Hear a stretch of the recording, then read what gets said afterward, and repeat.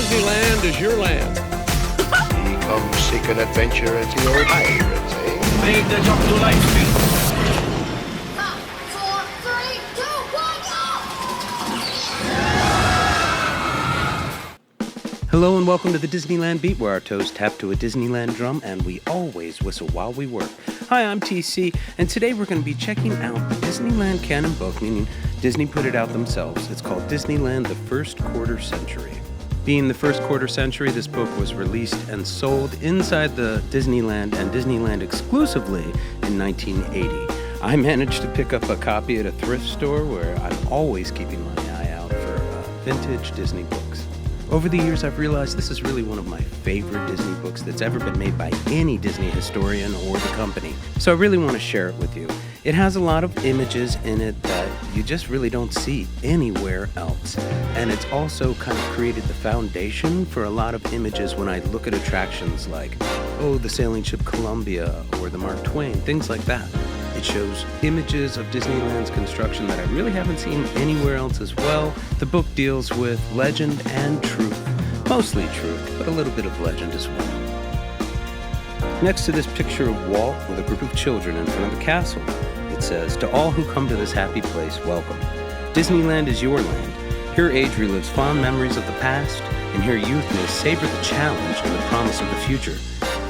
Next to a 1980 picture of the Disneyland Railroad, the Ernest S. Marsh. The book starts, "What is Disneyland? For more than a quarter of a century, more than 200 million guests from nearly every nation have visited Walt Disney's Magic Kingdom to find out for themselves. But Disneyland offers no definitive answer because no two people leave the Magic Kingdom with exactly the same memories, experiences, or impressions." The book has some absolutely stunning and beautiful two-page photographs, and in the background here we can see Cascade Mountain and its waterfalls. We can see the Barrel Bridge, someone's wearing a Baltimore Orioles hat, and of course the Mark Twain. The quote says, "I don't want the public to see the world they live in while they're in Disneyland. I want them to feel they're in another world." Beneath this photograph of Mickey leading the Disneyland Band, it says, "Disneyland is the emotion that wells up within you when the Mark Twain sternwheeler churns round the bend, twinkling with pinlights from stem to stern. While nearby a Dixieland band blasts out, 'When the Saints Go Marching In.' It is the pride you feel when the band renders the Star-Spangled Banner at the Main Street Retreat ceremony each evening, as a flock of white doves encircles Town Square." In the first chapter of the book, we get a little bit of backstory. Here we see Walt Disney with his daughters Diane and Sharon. In this photograph, we can see Walt Disney Studios in Burbank, California, and the artist's rendering of a magical little park that Walt originally envisioned to be built nearby. I love this picture. In early 1954, 180 acres of Anaheim orange groves waited to be transformed into the Magic Kingdom. Here it is, before it became Disneyland. The next chapter talks about Imagineering the Dream. Here we see Walt with a scale model of the Mark Twain, and detailed scale models were a key part of the Imagineering of Disneyland. While Imagineering was a term that was being used, the company was not called Imagineering. It was WED Enterprises, an acronym for Walter Elias Disney. And here we see some lovely concept art coming out of WED for Jungle Cruise and for Main Street's Town Square. Here we have the first rendering of Disneyland sketched in 1953. And it is quite remarkable how the park ended up relatively close to what we're seeing here, at least in the same ballpark. Here's a shot of Disneyland. It is taken from the east, looking west, and you can see the rivers of America, and you can see the castles in its earliest stages. And you can see there's a few clumps of trees over there where Jungle Cruise is going to be, but not much. So all of that was brought in, and this is a pretty cool photo. Here we have the Rivers of America at opening day, or nearing opening day. It hasn't opened quite yet. We know they had trouble initially. It kept on draining into the sand, and they had to use gunite clay to create a bed for it to actually stay in, and that makes some sense. But here in this photograph, we can see how small all of the wildlife was. They were letting all the weeds grow and just watering everything and hoping as much as would grow as possible. Plus, they were bringing in trees, of course. And another thing about the Rivers of America, when the park opened, it went out to a place you couldn't really see. So the only way to see out there was to get, the mine train or the mule train or the mule pack, or to take the railroad. It sort of went into the wilderness. It was very cool. Here we can see the Tiki Room and what is now the Jolly Holiday Bakery under construction. The back-to-back buildings from two different lands. Very, very cool. Here is the Jungle Cruise station under construction with the Dominguez Palm, which is, got a lot of trees. It's still a little bit taller than everything else, but it's got a lot of trees almost as tall as it or as tall as it, so you can see how short all this vegetation is. But the Dominguez Palm is very prominently displayed in this photograph. Walt showed the world Disneyland on his television program, Disneyland. So his early partnership with ABC Television really did a lot to bring the concept art to the general public, and it must be the first time anything like that was ever done for a theme. Here we've got a couple pictures of Sleeping Beauty's castle under construction. I love the one on the bottom where you can see the large spire caps just sort of sitting there on the drawbridge. The architectural style of Sleeping Beauty's castle is a composite of French and Bavarian castles from the Middle Ages. The 75-foot-tall spires appear to be even higher through the visual technique of forced perspective, with larger stones placed at the castle's base and progressively smaller ones towards the top. Here we have another large 2-page photograph. It's absolutely wonderful. We are sort of in Adventureland right over Jungle Cruise on one of the survey towers that they had there. And we're looking northeast. And to our left, we can see the start of Fantasyland and the base of the castle. And to our upper right, we've got Tomorrowland starting. As we come down, we can see the Tiki Room building and little bits of Main Street USA and how they've carved out the Jungle Cruise track. To our far lower left, we can see the Rivers of America carved around there. And where Frontierland will be, we can see a whole lot of timber. Here we have some photographs of Main Street USA under construction, and very cool. And I'm going to share some video that also exists of this. A 19th century Main Street is born again with the ground floor buildings designed on a 9/10 scale and the second and third stories progressively smaller. Again, forced perspective at work.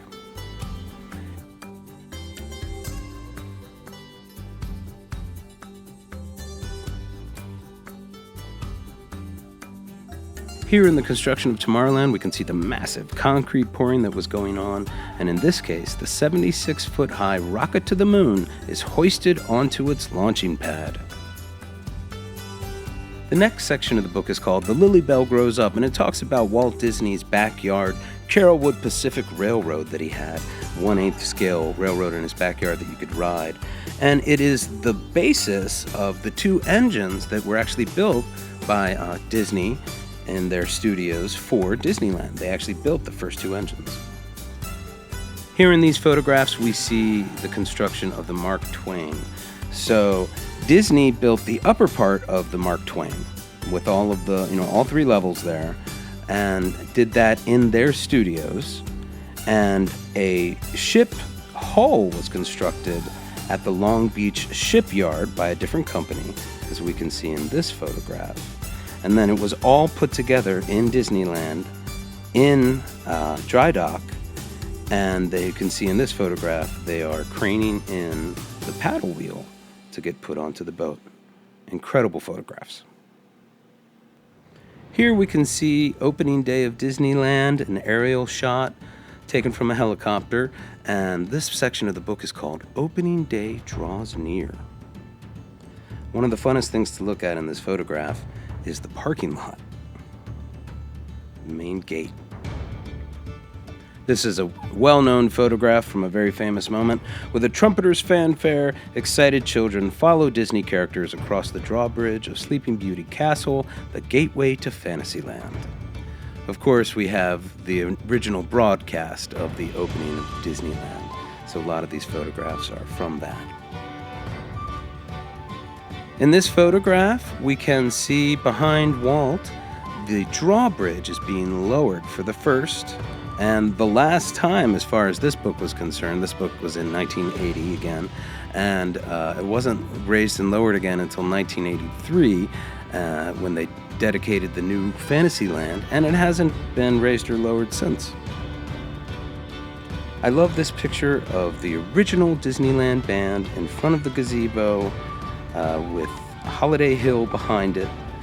And it was a 16-piece Disneyland band. Their tremendous popularity extended a temporary 2-week engagement to 25 years, and next year it'll be 70. Although musicians have changed, the Disneyland band continues to be one of the park's favorite attractions, and I totally agree. The book has a lot of photographs of different celebrities visiting the park. Here we have Sammy Davis Jr., we have Jerry Lewis as the kid on Mr. Toad's Wild Ride, and here we have Irene Dunn christening the Mark Twain, which famously had so many people on the Mark Twain on one side, it started to list and take on water a little bit, but it did not sink. The Mouseketeers, of course, were there on opening day, and here we have the original Mouseketeers, Annette, Cubby, and Karen in the foreground, joining the Jamboree. Hosting the event, and it was quite the spectacle, Ronald Reagan, Bob Cummings, and Art Linkletter discussed TV show details prior to their live coast-to-coast broadcast. Another Frontierland celebrity that came in was Roy Rogers, Dale Evans, and their family. Buddy Ebsen and Fess Parker, Davy Crockett, and Georgie Russell were a big part of the introduction of a new frontier to a national TV audience. I'm sure many of you have ridden the Fred Gurley, one of the 5 Disneyland railroads, but here we see Walt Disney, California Governor Goodwin Knight, and the president of the Santa Fe Railroad, Fred Gurley. Here's Walt dedicating the park, and I want you to hear how relevant I think his words still are in 2024. Disneyland is dedicated to the ideals, the dreams, and the hard facts which have created America, with the hope that it will be a source of joy and inspiration to all the world. This next section of the book serves as kind of a photo album for the first 25 years of the park. In this photograph, we see Dorothy Lamour on the road to Disneyland surrounded by a bunch of soldiers. There used to be characters on Main Street dressed up all in white. The Main Street White Wing Trinidad was one of the most photographed characters in Disneyland. Walt absolutely loved a circus, and he did his best to have one at Disneyland. The Mickey Mouse Club Circus came to town on Thanksgiving Day 1955. Although it included the first live appearance by television's Mouseketeers, the overall circus did not have the uniqueness of the other Disneyland shows, and it was discontinued in early 1956. Walt tried all sorts of stuff that didn't work. Here we see the original cast of the Golden Horseshoe Revue, which in 1980 was still running. It's been a popular hitching post for audiences since Disneyland's opening day. With 5 shows daily, it's little wonder that the Revue is listed in the Guinness Book of World Records as the longest-running show in history, and more than 43,000 performances. The Golden Horseshoe used to be a real hub of Disneyland. Here we see Captain Nemo's Nautilus attraction. The actual submarine set from the popular Disney movie 20,000 Leagues Under the Sea was exhibited in Tomorrowland, complete with the giant squid seen out the window. There was an artist's corner over in Tomorrowland, and here we have Roy Williams, the Mouseketeers' biggest and most lovable member, who was often found sketching there in Tomorrowland.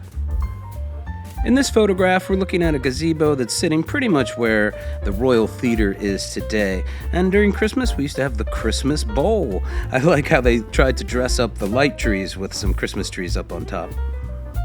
Here's a really cool picture. You can see the rocket to the moon and both sides, both theaters of that. And you can see the Autopia and the Phantom Boats. Okay, this is 1955, folks, when the Phantom Boats exist. Had a cool shape designed by Rob Gurr, but it apparently didn't run very well. It was just loose boats on a lake. So there were problems, and eventually we got a tracked motorboat cruise. There used to be a spaceman and a spacewoman who would walk around Tomorrowland greeting guests. Here's a photograph of the original Adventureland entrance before the Tiki Room was built. No Tahitian Terrace. The intrigue of far-off islands and tropical jungles attracted Disneyland's first visitors by the thousands. And here we have a fun little parade character inside a drum. The Stagecoaches was one of the first attractions in Frontierland, although they didn't last long because they were top-heavy and they tipped over. Here, this is actually Vice President Richard Nixon, who lived in Anaheim. And these larger wagons here, you can see the mule train in front, and how it was loaded. You can kind of get an idea of that. The mules would be in kind of like a lower track, and you'd be up on a platform. And the Conestoga wagons. And it was just this, you had Rainbow Ridge. You can see a little bit there of actually Rancho de Zocalo's building. That's still there. And a lot of the shape of Frontierland is still the same. You can, even in the back, you can see Huck Finn's fishing pier. Here we have some more celebrities. Here's Jimmy Stewart on Jungle Cruise. Here we have Dinah Shore and her husband George Montgomery with Walt Disney at the wheel of the Mark Twain. He loved taking people up to the captain's room up there and showing off his amazing riverboat. Can't blame him. Here we have Alan Ladd and his family riding on the Disneyland Railroad. And that is Milty Berle and Jerry Lewis waiting patiently for some grown-up to come claim them.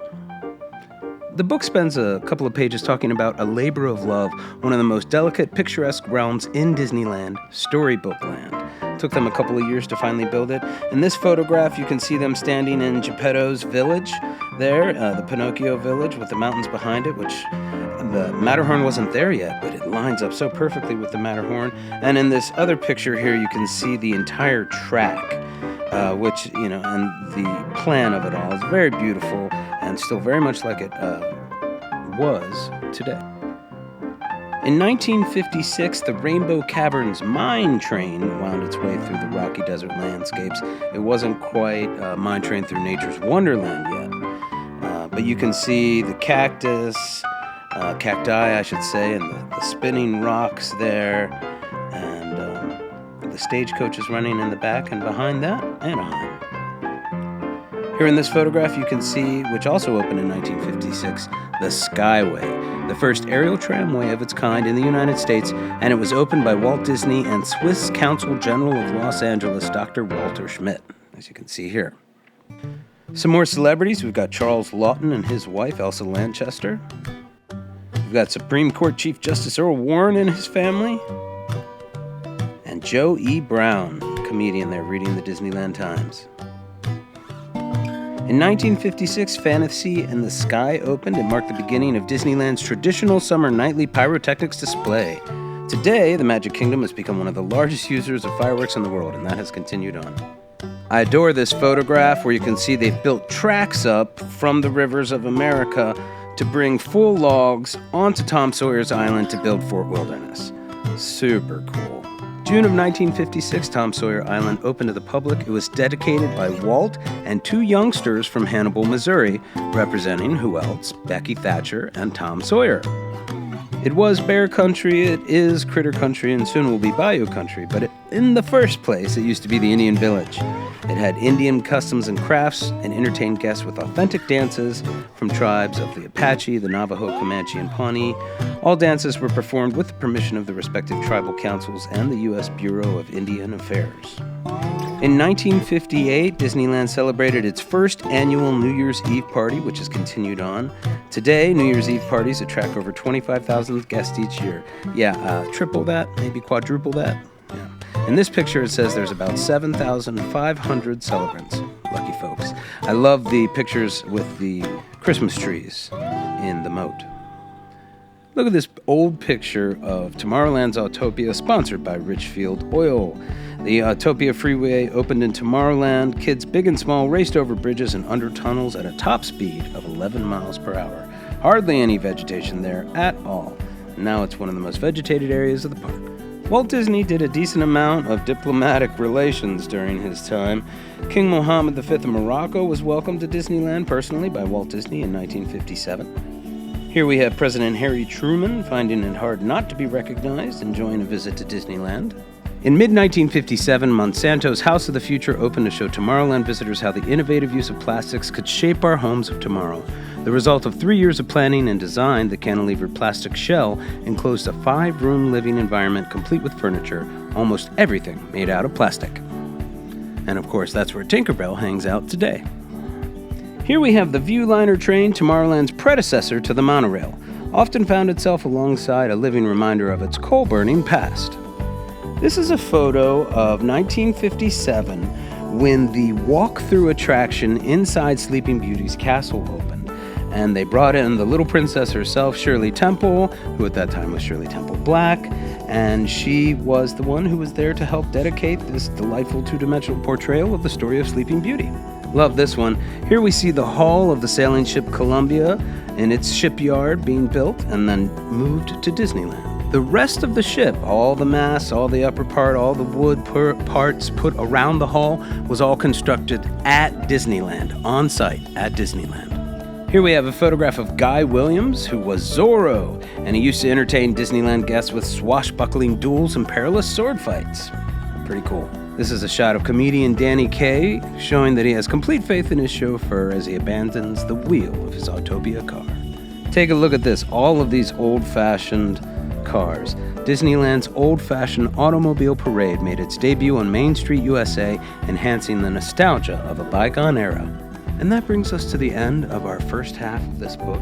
It's about 130 pages. We're about halfway through. If you're enjoying this, let me know in the comments. Leave a like, share this out, subscribe, and I'll make another one. Thanks so much for joining us. May the light in the firehouse window always shine brightly, and may your dreams always come true. We'll see you in the parks.